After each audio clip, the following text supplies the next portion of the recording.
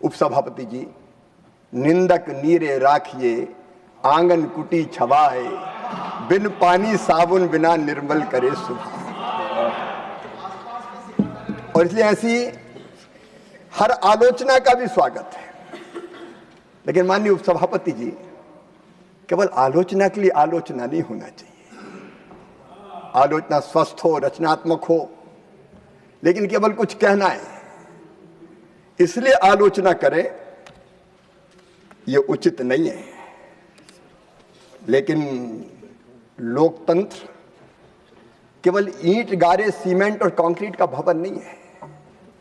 ये लोकतंत्र का पवित्र मंदिर है।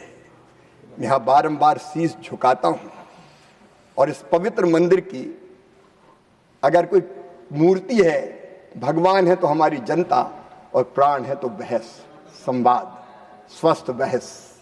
इसलिए भी मैं इस बहस का स्वागत करता हूं।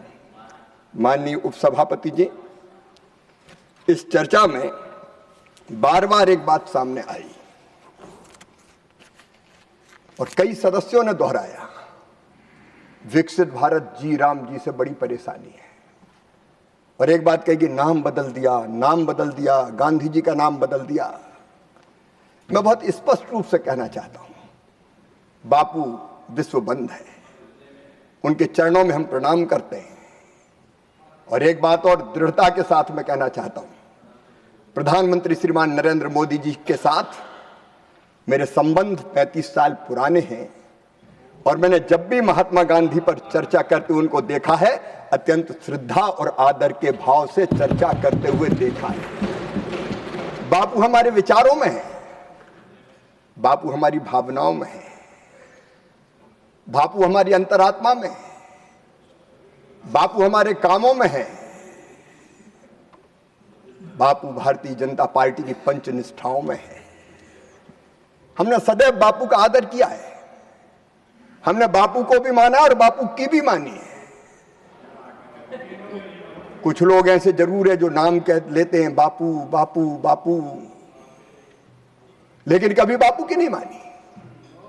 माननीय उपसभापति महोदय, बापू जी ने तो कहा था कांग्रेस भंग कर दो, विसर्जन करो। आजादी देश को प्राप्त हो गई, अब लोक सेवक संघ बनाओ। और राजनीतिक दल अगर बने, सुन लीजिए सर, उनका इतिहास आप सुन लीजिए अपना प्लीज। अभी तो मैंने प्रारंभ ही किया है उपसभापति। नहीं, ये सही नहीं। आप सब लोगों ने बोला, इन लोगों ने सुना, आप इनको सुनिए। नहीं, जयराम जी आप बैठ जाए प्लीज, बोले। लेकिन प्लीज, आजादी की लड़ाई की पूंजी को अपनी पार्टी के खाते में जमा करने के लिए कांग्रेस जीवित रखने का अपराध किया तो कांग्रेस के तत्कालीन नेतृत्व ने किया।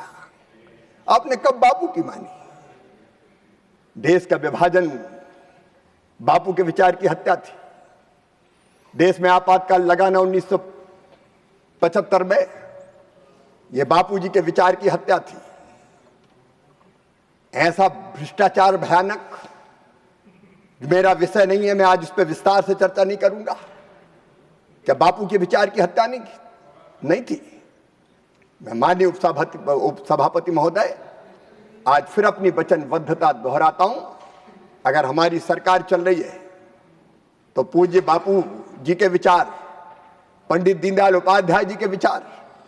दीनदयाल जी कहा करते थे, मानव जीवन का अंतिम लक्ष्य परमात्मा की प्राप्ति। और परमात्मा कैसे मिलेगा?